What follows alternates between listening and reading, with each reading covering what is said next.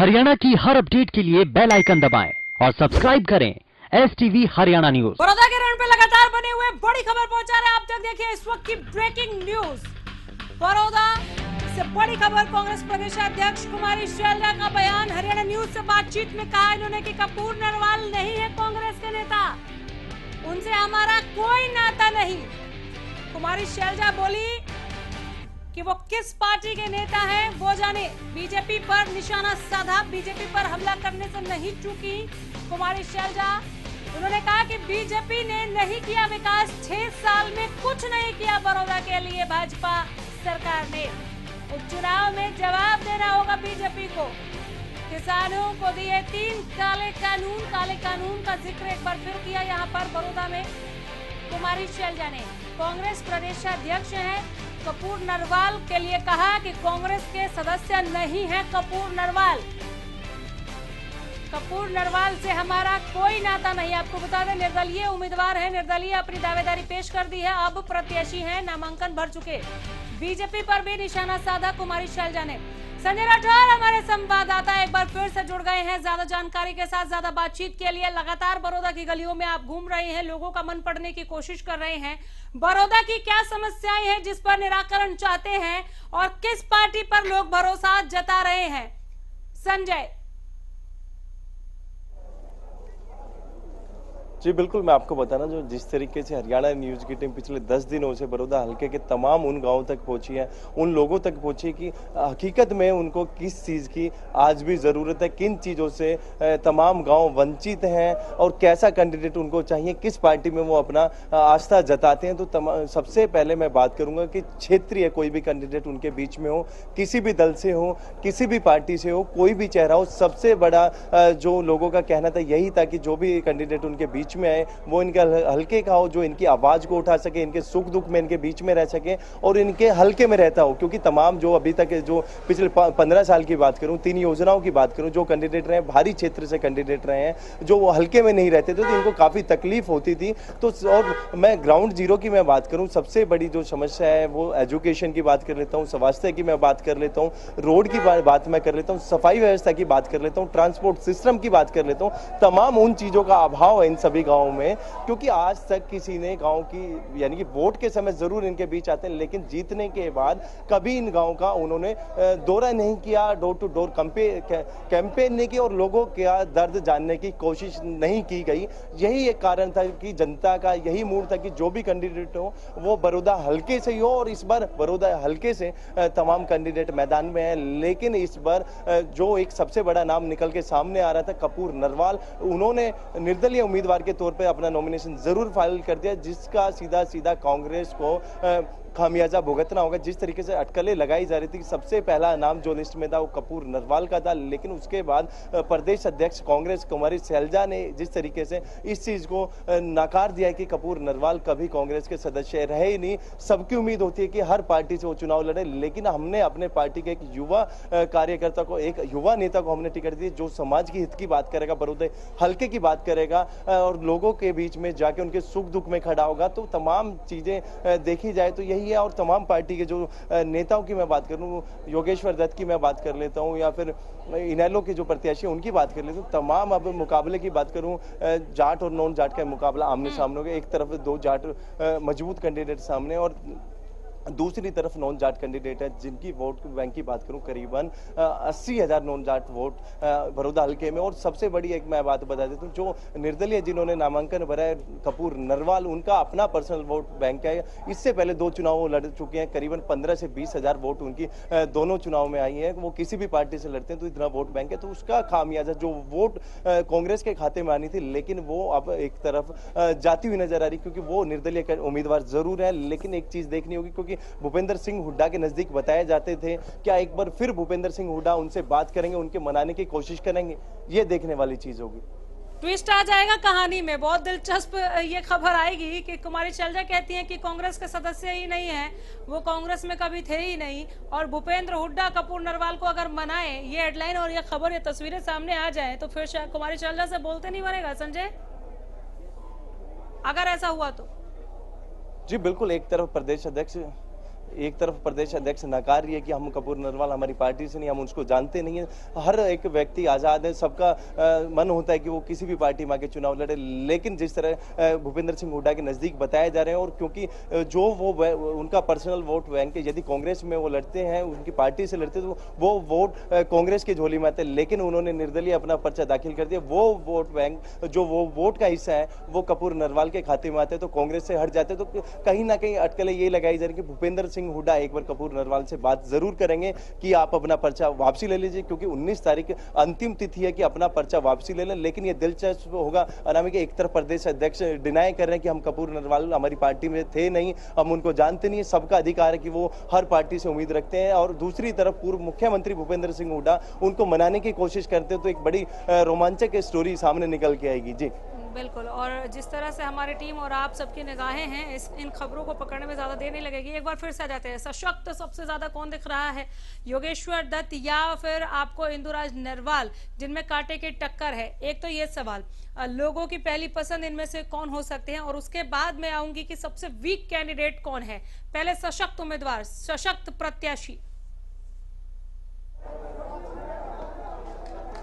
बिल्कुल, जिस तरीके से योगेश्वर दत्त की बात करूं, मात्र 5 से 7 हजार वोटों से वो पिछले चुनाव में लड़े थे। खेल जगत के बाद सीधा राजनीति में उन्होंने एंटर किया था और कहीं ना कहीं वो बहुत कम मार्जिन से हारे थे, और एक बार फिर बीजेपी और जेजेपी उन पे दाव खेलती है, विश्वास जताती है, तो कहीं ना कहीं बहुत कम मार्जिन से वो हारे थे। तो लेकिन इस बार जिस तरीके के बीजेपी के स्ट्रेटजी, चुनाव डिक्लेयर यानी कि टिकट डिक्लेयर होने से पहले तमाम बड़े लीडर कांग्रेस के मैदान यानी कि बीजेपी के तमाम नेता बड़ौदा हल्के में आ गए हैं और वो प्रचार स्टार्ट कर दिया। और टिकट मिलने के बाद तमाम मंत्री की बात कर लेता हूँ, कैबिनेट मंत्री और राज्यसभा सांसद सब वोट के लिए दर दर यानी कि गली गली घर घर जाके प्रचार कर रहे हैं। और साथ ही साथ जो योगेश्वर दत्त के जो दोस्त हैं, खिलाड़ी साथी हैं, वो भी उनके लिए वोट मांगेंगे। तो कहीं ना कहीं काफी आसान ये राह लग रही है योगेश्वर दत्त के लिए, क्योंकि कपूर नरवाल यदि कांग्रेस के कैंडिडेट होते तो काफी टक्कर की मुकाबला कहा जा सकता था, लेकिन जिस तरीके से कांग्रेस ने एक दूसरे के नाम की घोषणा की तो कहीं ना कहीं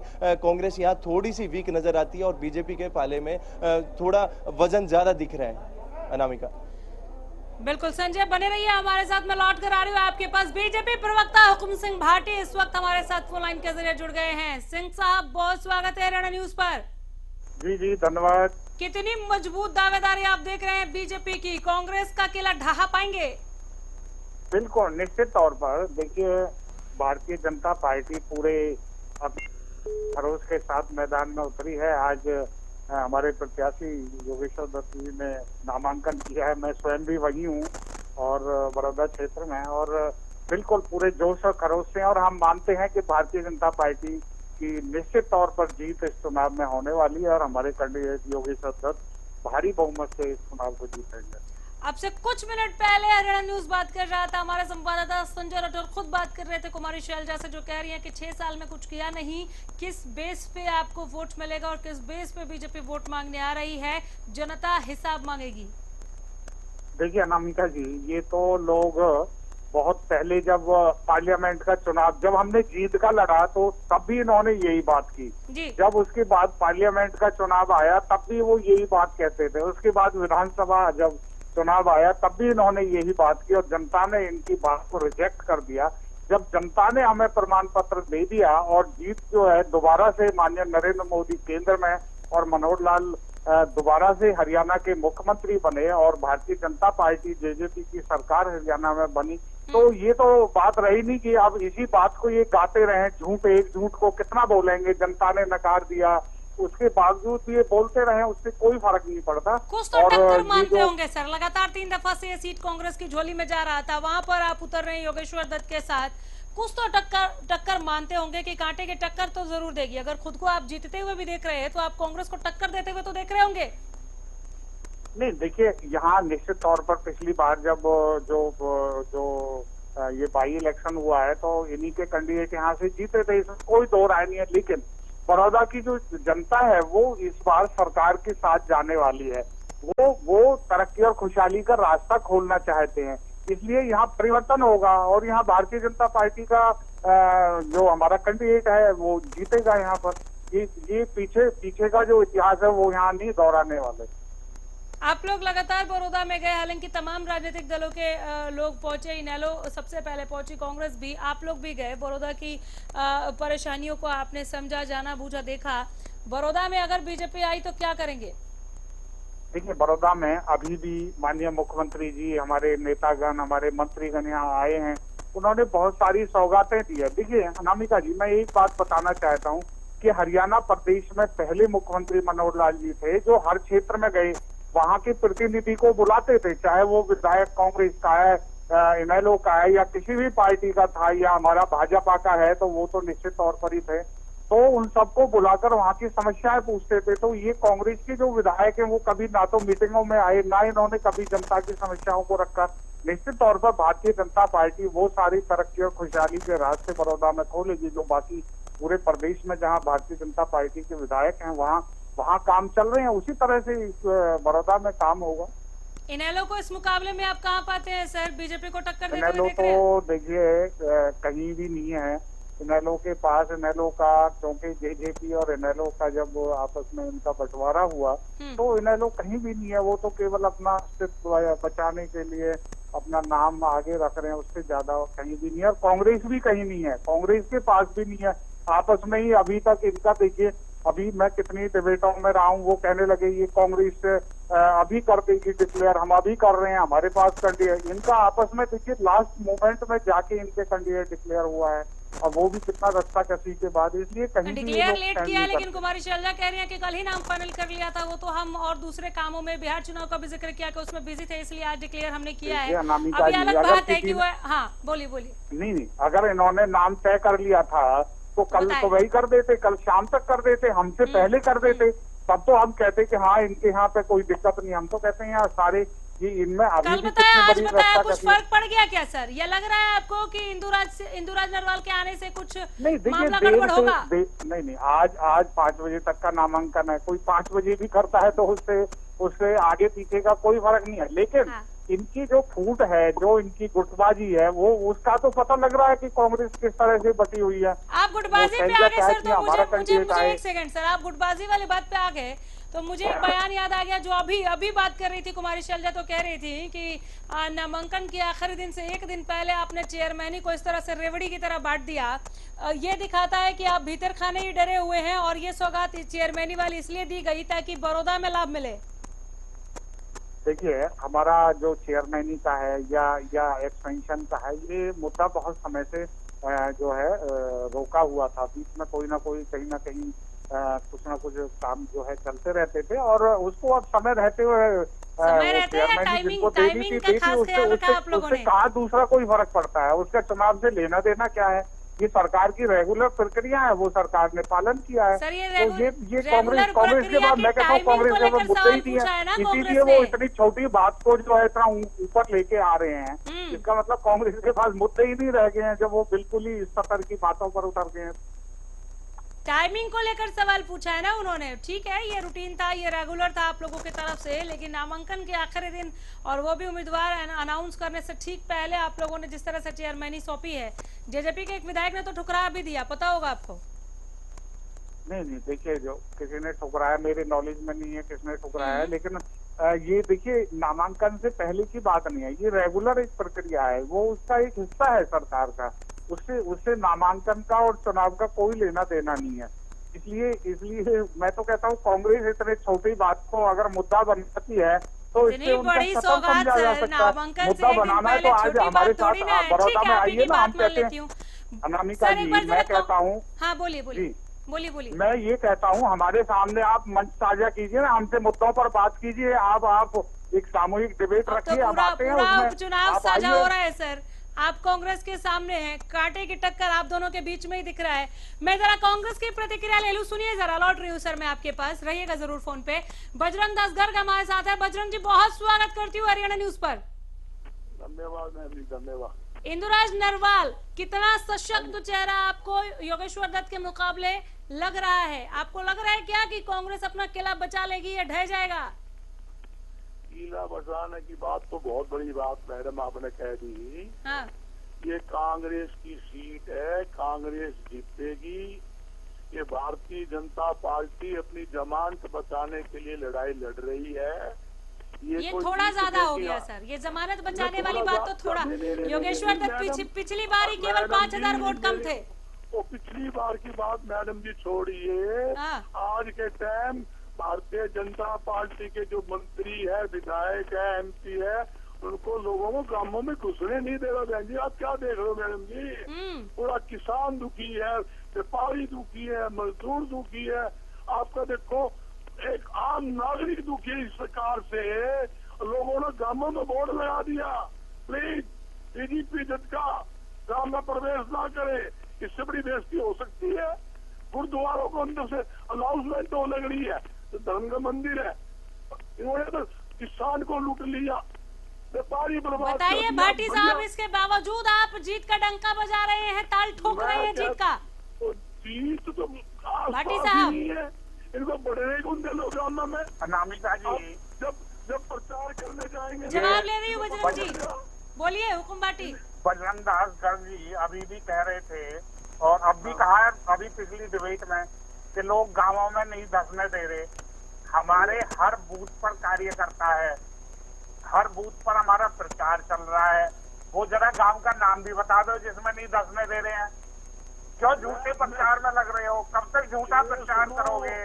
कांग्रेस वो चला गया जो दिल्ली से झूठ बोला जाता था, केंद्र तक पहुंचता था, दिल्ली से झूठ बोल करके जम्मू कश्मीर तक जाता था। बजरंग दास जी आप पुराने नेता हैं, हम समझ गए आप टिकट मांगना चाहते हैं कांग्रेस से, बस झूठ के सहारे मत बोलो ना, जरा थोड़ा सच्चाई पर चलो। सुनो भाई, हम आपके, मैं कभी सबसे बड़े हटता नहीं। आपका कृषि मंत्री दलाल 3 घंटे तक मैं सैकड़ों पुलिस वाले साथ थे, गांव वालों ने झंडे दिखा दिखा के इतना बुरा हाल किया, मसा निकाल के ले गए। आपके MP कटारिया, विजेंद्र आपका MP, सैनी MP, सबका इतना जबरदस्त विरोध हर गांवों में काले झंडे दिखा दिखा के हो रहा है। और जहां बड़ौदा चुनाव की बात में आपको बताना चाहते हो भट्टी साहब, आप जाके देखोगे ना तो आपको पता लगेगा जो सरकार के आदमी क्या करते हैं, एक कमरे में जाके प्रेस कॉन्फ्रेंस करके बयान देते हैं। पब्लिक मीटिंग एक भी उन्होंने की हो बड़ौदा के अंदर, एक भी। किस बात की वोट मांगो? 6 साल में कोई काम आप लोगों ने किया ही नहीं। मुख्यमंत्री पिछले 5 साल बताने के लिए बजरंग दास गर्ग जी 9 साल में आपने काम किया, वो क्या काम किया वो भी नहीं है ना। 3 दफा से तो आपके विधायक थे, आपने कितना आवाज उठा लिया। आज बड़ौदा उपचुनाव हो रहा है तो आप 6 साल का ब्यौरा मांग रहे हैं, लेकिन इन तथ्यों के साथ मांगिए ना कि सरकार से ये कहा था और सरकार ने ये नहीं करने दिया, उसका जिक्र आप लोग कर ही नहीं रहे हैं। कमाल बात करते हैं आप। हुकुम सिंह भाटी जवाब दीजिए। रुकिए, आपने बार-बार 6 साल का पूछा है, हिसाब लेने दीजिए, हिसाब लेने दीजिए बजरंग दास गर्ग जी। झूठ बोलेंगे भाजपा को उतना फायदा होगा। मंच नहीं है सर, प्लीज थे भाटी साहब जवाब को दीजिए। निकलने नहीं दिया, अपने कटारिया जी को नहीं निकलने दिया, रोजाना सभा कर रहे हैं। JP दलाल हमारी बड़ौदा विधानसभा के प्रभारी हैं। ऐसे कैसे चलेगा सर, आप दोनों एक साथ बोल रहे हैं, बिल्कुल नहीं समझ पा रहे दर्शक। माननीय मुख्यमंत्री जी आए, उन्होंने चले मैं आप दोनों के पास दोबारा से लौट कर आ जाऊंगी। आप लोग पहले फाइनल कर लीजिए कि किसके ऊपर छींटाकशी करनी है। जीत और हार का फैसला तो होता रहेगा, 10 तारीख को नतीजे सामने आ जाएंगे कि किसकी दिवाली आतिशी होगी, किसकी दिवाली चमकेगी और किसकी दिवाली काली होगी। हमारे साथ पॉलिटिकल एक्सपर्ट, राजनीतिक विश्लेषक योगेश कौशिक लाइव जुड़े हैं, सीधे जुड़े हैं। योगेश साहब बहुत स्वागत है एक बार फिर से हरियाणा न्यूज पर आपका। जी नमस्कार। आप बीजेपी कांग्रेस को सुन रहे थे, बड़ौदा उपचुनाव पर आपकी भी नजर है, पल पल की अपडेट लगातार हम भी पहुंचा रहे हैं। क्या लगता है आपको, किसके लिए मन बना है बड़ौदा का? देखिए अभी ना ये बहुत जल्दी होगी। अभी जो मेरे को कैंडिडेट वगैरह का पता लगा है जिस हिसाब से योगेश्वर दत्त इन्होंने बीजेपी ने अपने कैंडिडेट उतारे हैं, वही हम जो बात कर रहे थे कि बीजेपी का अपना कास्ट कॉम्बिनेशन का अपना एक स्टाइल है। तो मुझे यही उम्मीद थी कि अगर और से जाट अगर कैंडिडेट आते हैं जो कि आ गए हैं कांग्रेस से भी, इनेलो से भी, तो फिर मेरी उम्मीद यही थी कि ये ब्राह्मण उतारेंगे और वो उन्होंने उतार दिया है। तो अभी 2-4 दिन में अभी ये फैसला होने वाला नहीं है, क्योंकि जो मेरे पास सूचनाएं हैं वो ऐसी हैं कि जो मंत्री वहां जा रहे हैं उनका विरोध बहुत ज्यादा हो रहा है। तो उस विरोध में वो विरोध किसके पक्ष में खड़ा हो सकता है, ये अभी समय इसमें लगेगा और 2-4 दिन और ये भी हो सकता है कि शायद बीजेपी समझाने में कामयाब हो जाए लोगों को कि जी हम अगर हैं तो काम भी कर सकेंगे, हम सरकार में भी हैं तो हमारा ही एमएलए पहले से ये फैक्टर कामयाब नहीं दिखा है क्या उपचुनाव में? हमने अक्सर देखा है कि रूलिंग पार्टी जीत जाती है उपचुनाव। एक ये एक मसला रहेगा बीजेपी के साथ। एक मसला की बजाय मैं कहूंगी कि एक बहुत ही बेनिफिशियल फैक्टर होगा कि रूलिंग पार्टी है तो शायद इनको वोट मिले। दूसरा, जेजेपी का झंडा साथ लेकर चल रहे हैं। ये आप सच कह रहे हैं। हाँ। ये आप सच कह रहे हैं, ये बिल्कुल सही बात भी है कि रूलिंग पार्टी अक्सर जीत जाया करती है, लेकिन रूलिंग पार्टी होते हुए अगर आप राजस्थान के चुनाव अगर चेक करेंगे तो उनमें रूलिंग पार्टी बीजेपी होती थी, उस वक्त कांग्रेस जीत गई थी जो बाई इलेक्शन हुए थे। इसका अपवाद के लाने मैं आपकी बात से 100% सहमत हूँ वैसे, लेकिन क्या है कि इतना इजी जो हो जाया करता है, मतलब बिल्कुल सरेआम पता लगने लग जाता है ना कि ये तो जीते पड़े हैं, तो वो ज्यादा वो, लेकिन ऐसा नहीं है, मुझे ऐसा यहाँ नजर नहीं आता बिल्कुल भी। और जो जेजेपी का जहाँ तक सवाल है, जेजेपी ने तो जो वोट, जो एंटी बीजेपी वोट था, जो बीजेपी से नाराज था, जो बीजेपी को हराना चाहता था, उसने जेजेपी को वोट दिया था। अब उस समीकरण को ये कैसे 1+1=2 नहीं कर पाएंगे, मुझे वो डाउट है पूरा। अब वो वोट शिफ्ट कहाँ होगा? आप कह रहे हैं 1+1=2 नहीं कर पाएंगे, ये 1 और 11 के चक्कर में है। दूसरा सर ठीक है, नो एंट्री के भी बोर्ड लगे थे, लेकिन जो प्रत्याशी जो चेहरा उतारा है वो है योगेश्वर दत्त। श्री कृष्ण हुड्डा अब नहीं है, लेकिन उनके मुकाबले मात्र 5000 वोट से ही पिछड़ गए थे पिछली बार योगेश्वर दत्त। खिलाड़ियों की कल फौज भी आपने देख ली होगी हरियाणा भवन में किस तरह से योगेश्वर दत्त के साथ थे। ठीक, तो उन 5000 या थोड़े और वोट अगर ज्यादा जुटाने हो तो क्या योगेश्वर दत्त उसे निकाल लेंगे? कांटे की टक्कर आप कांग्रेस बीजेपी में देख रहे हैं क्या? हाँ, नहीं, इसके अलावा आप कुछ और सोचिए। इसको 5000 तो ये एक्स्ट्रा ले सकते हैं, उसमें कोई दो राय नहीं है। लेकिन मैं जो कहना चाह रहा हूँ वो ये है कि 35,000 और 33,000 के करीब अगर इन दोनों को जोड़े हम, तो ये करीब 70,000 के करीब बनते हैं। 70,000 क्या ले, ये इनके पास आएंगे, इंटैक्ट हैं क्या इनके कि जेजेपी और बीजेपी को अगर हम जोड़ते हैं तो वो नहीं है। तो वो जो 30-40,000 जो जेजेपी के ना होने से जो हुआ है चुनाव, वो 30-40,000 की साइड शिफ्ट होंगे। वो 2-4 वोट का मामला नहीं है, ये बहुत बड़ा वोट फैक्टर है। अच्छा, और पिछले चुनाव में ही ऐसा नजर आ रहा था, या शोर बीजेपी ने ऐसा मचाया हुआ था कि 75 पार, 75 पार, 75 पार, लेकिन आपने ही, सिर्फ आपके ही चैनल ने ये साबित किया था, जबकि नेशनल चैनल्स को भी बदलना पड़ा था अपना व्यू जो है ना, वो आप अच्छा, लोगों 1-2 बार बोल दिया कीजिए सर, हमारी मेहनत रंग लाती है। तो ये सच है, ये तो सच है। मैं भी तो आपके साथ बैठा हुआ था ना, क्योंकि हमने तो, आप लोगों ने सीट बाई सीट डिस्कशन किया था, किसी बाहर वाले आदमी से नहीं किया, हमने सीट बाई सीट डिस्कशन किया था, और हम इस नतीजे पे पहुंचे थे कि ये इजी फाइट नहीं है, 75 तो भूल जाए ये। और जो हमने 40 के आसपास बीजेपी की बोली थी वही आई, ठीक है। और कांग्रेस को ये यकीन ही नहीं था कि हम कहीं फाइट में हैं या ऐसी जगह पे हैं। अगर लोगों को ये पता होता और हुड्डा जी को पहले डिक्लेयर कर दिया होता तो इलेक्शन के नतीजे कुछ और भी हो सकते थे, लेकिन जो हो गया तो हो गया। लेकिन आज का जो मैं कह रहा हूँ, आज के चुनाव में जो ये स्पेशल हो गया है, जेजेपी को जो वोट आया था वो बीजेपी के अगेंस्ट आया था, और लोगों ने ये कहा था कि जेजेपी ने ये कहा था कि अगर हम जीतते हैं, हमें आप जिताओ, हम इन्हें जमुना पार छोड़ के आएंगे। तो अब जेजेपी किस मुंह से इनके लिए वोट मांगेगी? नंबर 1। नंबर 2, नहीं तो स्टार प्रचारकों में किसी जेजेपी के नेता का नाम है भी नहीं सर। ये जो आप सवाल पूछ रहे हैं, शायद यही वो रीजन हो सकता है। हम शायद ही कहेंगे, हमें पर्दे के पीछे की कहानी तो नहीं पता, लेकिन शायद यही वो रीजन हो सकता है कि बीजेपी के स्टार प्रचारकों की लिस्ट में, हालांकि डबल इंजन का ये चेहरा है योगेश्वर दत्त, लेकिन आप देखिए निशान भी बीजेपी का, और एक तरीके से ये उम्मीदवार भी पिछले चुनाव में बीजेपी के ही रहे थे, जेजेपी का चेहरा है नहीं। डबल इंजन की जो लिस्ट बनी है, डबल इंजन सरकार की स्टार प्रचारकों की, उसमें जेजेपी का कोई नाम नहीं है। खैर, जिन नाराज वोटर्स का आप जिक्र कर रहे हैं योगेश कौशिक जी, क्या वो इनेलो की तरफ जाएगा या फिर वो निर्दलीय कपूर नरवाल की तरफ शिफ्ट हो सकते हैं? इस पर मैं लौटूंगी। संजय राठौर हमारे साथ जुड़ गए हैं। संजय, योगेश कौशिक साहब हमारे साथ जुड़े हैं, जो कह रहे हैं कि इतना आसान नहीं होगा बीजेपी के लिए वोट को पार्ट लेना, जो पिछली बार योगेश्वर दत्त को नहीं मिला था। हो सकता है वो उतना वोट ले ले, लेकिन फिर भी एक बड़ा अंतर हो सकता है, क्योंकि इनके मंत्रियों से नाराजगी बड़ौदा के लोगों की अभी वक्त वक्त पर हमें दिखी है।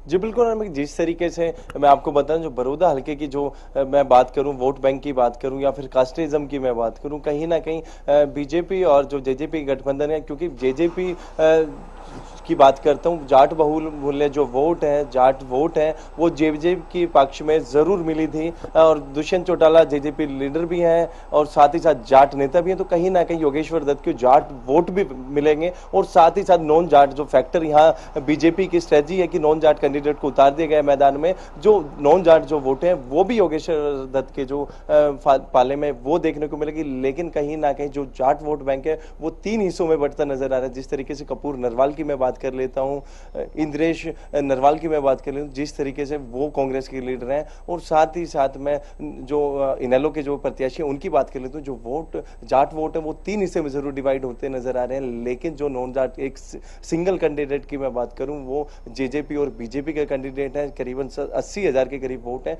तो वो सीधा सीधा वो योगेश्वर दत्त के खाते में आते दिख रहे हैं। और साथ ही साथ जेजेपी का जैसा कि ऐलान किया गया है, ठीक, लेकिन निशान बीजेपी का है और चेहरा भी बीजेपी का ही है। ठीक है, गठबंधन एक साथ लड़ रहा है, ये कह दिया गया, इसलिए कि सवाल ना पूछा जाए जेजेपी की तरफ से कि आपका चेहरा कौन होगा। एनीवेज, एक बात उठाई यहाँ पर योगेश कौशिक ने, संजय, कि एक नाराज वोटर है जो जेजेपी का है, जिसने जेजेपी को इसलिए वोट किया कि उन्होंने प्रॉमिस किया था कि हम तो बीजेपी वालों को, भाजपाइयों को यमुना पार छोड़कर आएंगे, हमें जिताइए। जिताया, कुछ सीटें जरूर मिली, लेकिन फिर वो बीजेपी के साथ जाके डबल इंजन की सरकार में बैठ गए। अब वो नाराज वोटर जेजेपी का ही है, इस बात की क्या गारंटी है? छोटा सवाल अगर करूं तो क्या जेजेपी का वोट बैंक अभी वहां बचा हुआ है? जेजेपी पार्टी बड़े कम समय में हरियाणा में उभर के आई और उप मुख्यमंत्री की सीट पे मुख्यमंत्री की सीट पे वो काबिज हुए। तो कहीं ना कहीं गठजोड़ की बेशक सरकार हो, लेकिन जेजेपी का जो वोट बैंक है वो आज भी कुछ गांव में नजर आया, क्योंकि हरियाणा न्यूज की टीम पिछले 10 दिनों से लगातार बड़ौदा हल्के के बीच में कुछ गांव की मैं बात करूं जो एक तरफा जेजेपी के समर्थक देखने को मिले, क्योंकि हरियाणा न्यूज के टीम का यही कार्य था कि लोगों का मन भापे, किस तरीके का नेता उनको अपने बीच में चाहिए। और दूसरी बात, योगेश्वर दत्त हल्के का नेता है और जेजेपी का साथ मिल रहा है, तो कहीं ना कहीं जो जेजेपी का कुछ % जो वोट बैंक है वो मुझे लगता है कि क्योंकि गठजोड़ का सरकार के साथ साथ जो दोनों पार्टियों ने सहमति बना के योगेश्वर दत्त को मैदान में उतारा, वो वोट बैंक जरूर योगेश्वर के खाते में जरूर जाता दिख रहा है मुझे, क्योंकि मैं पूरे हल्के में मैं घुमा हूं। और साथ ही साथ जो नाराज वोटरों की बात है, तो कहीं ना कहीं जो वो वोटर हैं, हो सकता है कि वो कपूर नरवाल के साथ चले जाएं। जिस तरीके से कपूर नरवाल ने भी नाराजगी जताते हुए आजाद उम्मीदवार के तौर पर आज अपना नामांकन जरूर भर दिया है। और मैं बात करूं सर, आपका विश्लेषण अलग है, लेकिन कपूर नरवाल और जोगेंद्र मलिक पर सवाल आपसे लेने से पहले बहुत ज्यादा जरूरी था कि हमारी टीम जो बड़ौदा हल्के के बीच लगातार पिछले 15 दिनों से लोगों के बीच मौजूद है, वहां से क्या निकल कर आता है कि जेजेपी का वोट बैंक है और क्या वो जेजेपी के ही सपोर्टर है जो योगेश्वर दत्त के साथ जाएंगे। लौटूंगी मैं आपसे सवाल के लिए, फिलहाल हमें यहाँ रुकना होगा। एक बहुत ही